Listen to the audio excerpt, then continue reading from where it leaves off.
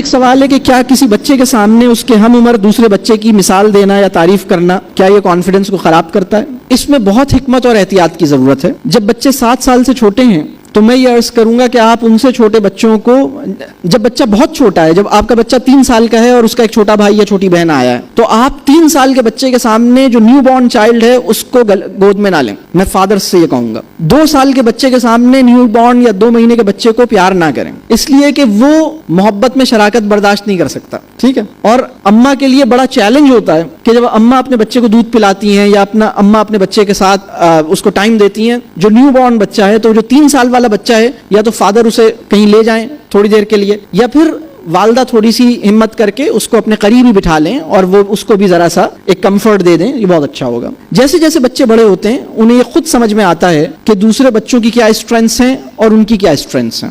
جب آپ کسی بچے کو یہ پوائنٹ آؤٹ کرتے ہیں کہ اس کے اندر تو یہ کوالٹی ہے اور تمہارے اندر نہیں ہے، تو اس کو اچھا نہیں لگتا. یہ کیسے اس کو ایسے سمجھیے، آپ میں سے کس کس کی ساس حیات ہیں، مدر ان لا؟ الحمدللہ. اگر آپ کی ساس آپ کو کمپیئر کریں اپنی دوسری بہو کے ساتھ، بھائی میری پہلی بہو جو روٹی پکاتی ہے وہ بڑی اچھی بنتی ہے، اور میں یہ اس لیے بتا رہی ہوں، میرا مقصد تمہیں ڈسکریج کرنا نہیں ہے، میں تمہیں اس لیے بتا رہی ہوں تاکہ تمہاری بھی روٹی اچھی ہو جائے. بھائی میری جو دوسری بہو ہے اس کو اس چیز کا بڑا خیال رہتا ہے. یہ میں صرف مثال دے رہی ہوں تاکہ تمہیں بھی سمجھ میں آ جائے. آپ اتنی بڑی ہو کر اس پوری مثال کو کیسے لیں گی؟ آپ کو اچھا لگے گا؟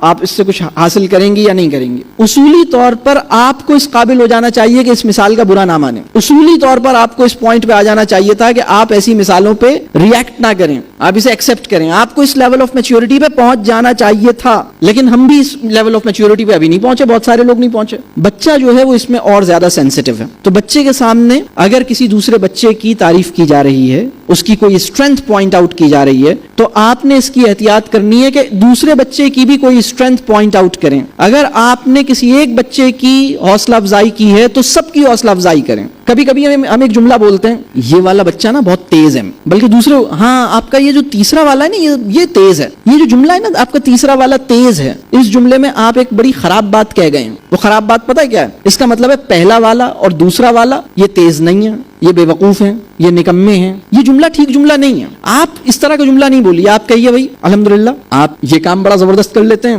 اور یہ کام بڑا زبردست کر لیتے ہیں. ان کی بالنگ بہت اچھی ہے، ان کی بیٹنگ بہت اچھی ہے، ان کو ریڈنگ کا بڑا شوق ہے اور ان کو پودوں کا خیال رکھنے کا بہت شوق ہے. ہمارا پرابلم یہ ہے کہ صرف وہ کوالٹیز جو اسکول کی نظر میں اچھی ہیں اور وہ ان کی تعداد کوئی 8-10 ہے، اس کے علاوہ کسی بچے میں جو بھی کوالٹی ہے وہ ہماری آنکھ دیکھ ہی نہیں پاتی. اگر ایک بچہ آپ کی بہت اچھی ٹانگیں دباتا ہے لیکن اس کے نمبر اچھے نہیں ہیں، اور آپ کا ایک اور بیٹا ہے جس نے کبھی آپ کی ٹانگیں نہیں دبائیں، آپ کی خدمت کا اس کو کوئی جذبہ نہیں ہے لیکن اس کے نمبر بہت اچھے آتے ہیں، آپ کے خیال میں کون اپنے آپ کو اہم سمجھے گا؟ ٹانگیں دبانے والا یا نمبر لانے والا؟ کون اپنے کس کا خیال ہوگا کہ میں کوئی بہت اچھا کام کر رہا ہوں؟ کس کا خیال ہوگا؟ اچھا بچہ کون ہے؟ اچھا بچہ جو اچھا بچہ کی کیٹیگری میں کون اپنے آپ کو پلیس کر رہا ہوگا؟ زیادہ نمبر والا یا ٹانگیں دبانے والا؟ اور آپ کے خیال میں اگر آپ اصول کے طور پر دیکھیں، بڑا عمل کون سا ہے؟ آپ کی خدمت کر رہا ہے، زیادہ محنت لگتی ہے ٹانگیں دبانے میں، بہت بڑا کام کر رہا ہے، لیکن چونکہ اسکول کے اندر اس کا یہ رپورٹ کارڈ میں کہیں ہے نہیں نا ٹانگیں دبانا. رپورٹ کارڈ میں punctuality, hand writing, home work, فلاں فلاں فلاں،